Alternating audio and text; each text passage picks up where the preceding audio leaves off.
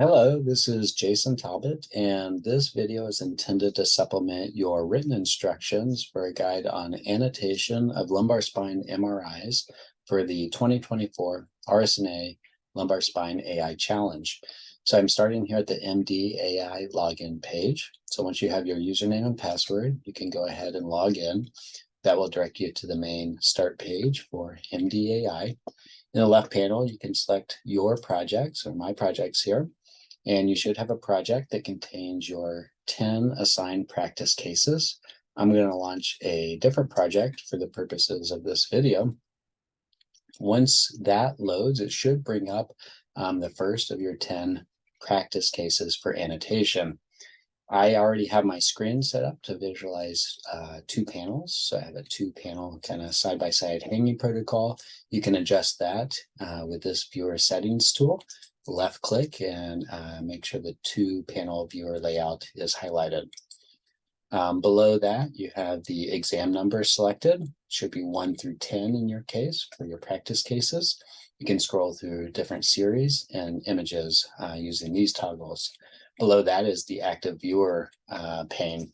You want to make sure that the left panel or the panel that you're annotating is active, because annotations can only be added to the active viewer panel. And you can toggle back and forth left and right here. We're going to start with neuroforaminal stenosis. And so I'm going to look up at the label group here, and I'm going to select my right neuroforaminal narrowing labels. And here I have my 5 labels and each of their sublabels to choose from. In the left panel, I'm going to make my active viewer the sagittal T1 series. So I'll scroll until I get to the sagittal T1 series. For the purposes of this project, all foraminal stenosis annotations will be added to the sagittal T1 sequence. And I'm going to, on the right panel, now I'm going to switch my active viewer to the right panel, and I'm going to scroll to the axial T2 sequence. It's important to have that axial sequence up to confirm that I'm on the correct side. So I'm going to go back. Remember, I have to now go back to the left panel as the active viewer panel. And now I can see the crosshair on the right side. So I know I'm dealing with my right-sided neural foramen. I'm then going to select the L5S1 label. And I'm going to place that label right in the middle of the L5S1 neuroforamen. Now, I'm not finished. It's very important that for each label, you apply an appropriate sublabel. And this sublabel is the degree of stenosis. Your written instructions provide a guide for a standardized way for how to grade each of the compartments that you're going to be evaluating. And in this case, for the neuroforamen at L5S1, I'm going to apply the normal sublabel.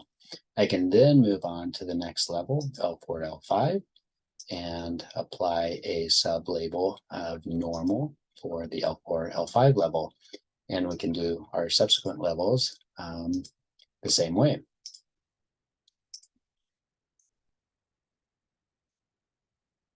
So now I've completed the right-sided neuroforaminal task by applying a label and a sublabel. I can view all of the labels and sublabels with these banners at the bottom of the image. I can simply delete a label, and that will delete the associated sublabel. Now, if I want to go back and replace it, I can then select the L5S1 again and place it again where I want it to be positioned, and then apply the appropriate sublabel again. This can be useful if you accidentally delete a label. Make sure you go back and replace it. I can also move the position of a label if I don't like where it's placed. So I can select on the L4, L5 label, for example, and then once it's highlighted, it can be moved around to wherever your desired position is. I'm going to put it back where it was here. And so now I'm complete with our neuroforaminal task. For the left-sided neuroforamen, you would use the exact same approach. You would just want to make sure you've changed the label group to the left-sided neuroforamen. I'm going to go ahead and move on to spinal canal stenosis assignments and select those data labels. And I'm going to change now my active viewer pane on the left to the axial T2. Navigate until I find that in my left pane. And then in the right panel, for spinal canal stenosis, I'm actually going to make the left panel the sagittal T2 series. And annotations for spinal canal stenosis will always be placed on a sagittal T2 image. If you do not have a non-fat suppressed sagittal T2, you can use the fat suppressed, Dixon, or stir sequence that's provided. For the right panel, again, I'm going to have my axial T2 available because it's very important that you use the axial T2 to assist in your assessment of the severity of spinal canal stenosis at each level. And so again, I'm going to start at that L5S1 level. So I'll navigate all the way down on my axial to that L5S1 level.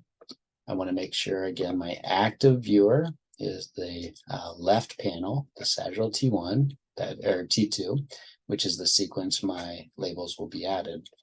I'm now going to select the L5S1 label, and I'm going to place it right in the middle of the spinal canal, the L5S1 level. And then I'll apply the appropriate sublabel of normal in this case. Just as with our neuroforamen, I can then go to each subsequent level, remembering to apply the appropriate sublabel for each label.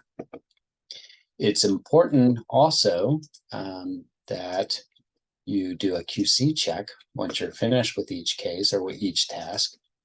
And so I'm going to go ahead and finish up my spinal canal annotations, applying a label and sublabel at each level. I can then select on this series tool, and now I can hover over my sagittal T1, for example, and see all of my label and sublabel assignments that I place for the right neuroforamina on the sagittal T1.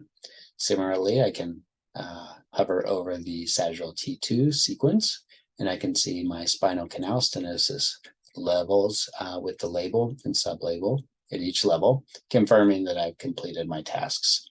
This is a nice way to confirm that you've completed all the levels with the appropriate label and sublabel.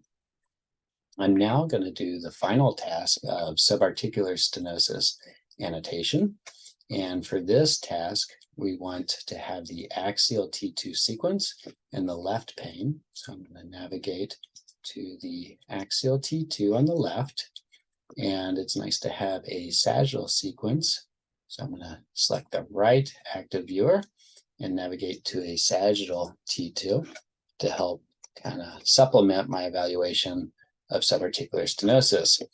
I'm going to work first for annotations on the right side. So I need to navigate over to the right side, and I want to select the right side subarticular stenosis labels, and those should all appear here. I can now scroll down to my L5S1 level, and once I'm there, I can select the L5S1 label, place it centrally within the subarticular zone there, and now apply the appropriate sublabel, normal in this case. I'm then going to scroll up to the L4, L5 level and kind of repeat the same process. So remembering always to apply a sublabel for degree of stenosis at each of your labels. Before proceeding on to the right side, or the left side for subarticular stenosis, don't forget to change your label group to left subarticular stenosis.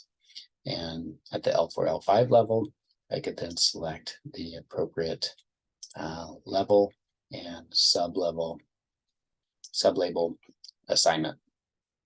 So this completes instructions for basic annotation of the lumbar spine MRIs for spinal canal stenosis, neuroforaminal stenosis, and subarticular stenosis. Please refer to your written instructions and reach out to us for any additional help. Thank you so much for your contribution to this project.